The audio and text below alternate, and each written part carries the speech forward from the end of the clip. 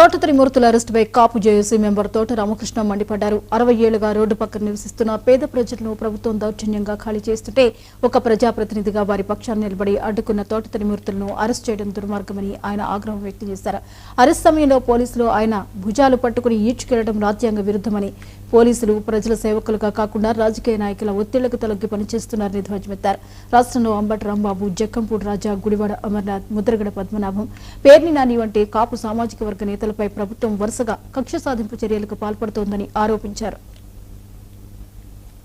2014 government లో దివంగత మాజీ మంత్రివర్యులు కాపు ఉద్యమ నేత ముద్రగడ పద్మనాభం గారు కాపుల హక్కుల గురించి ప్రశ్నించినందుకు పెట్టిన జీవో వారి ఫ్యామిలీని ఎంతో మంది పోలీసులతో చుట్టుముట్టి ఈ తెలుగుదేశం ప్రభుత్వం గతంలో వేధించడం జరిగింది. అలాగే మొన్న ఈ ప్రభుత్వం వచ్చిన తర్వాత, కూటమి ప్రభుత్వం వచ్చిన తర్వాత అంబటి రాంబాబు గారిపై ఒక ధర్నా కార్యక్రమం గుళ్ళో పూజలు చేస్తుండగా వారిని కూడా హింసించడం, పోలీసులతో మరి వారి మీద దాడి చేయించడం, వారిని అరెస్ట్ చేయించడం, అలాగే ఎక్కడ చూసినా ప్రభుత్వం వచ్చిన కాడి నుంచి కూడా అలాగే ద్వారకాండపాడిలో ఒక కాపు యువకుడిని తొక్కి చంపించడం, ఇవన్నీ కూడా ఒక కాపుల్ని ఏ పార్టీలో ఉన్న కాపుల మీద దాడులు చేస్తున్న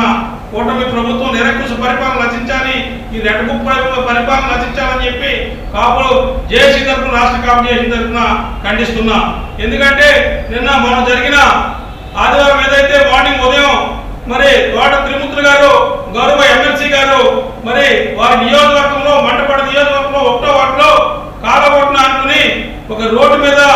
ఎప్పుడో 60 సంవత్సరాల నుంచి నివసిస్తున్న మరి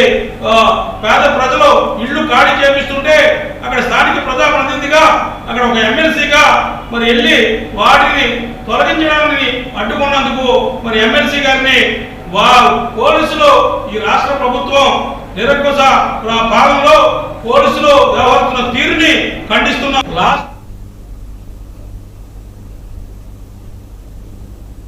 ఇవి ఇప్పుడు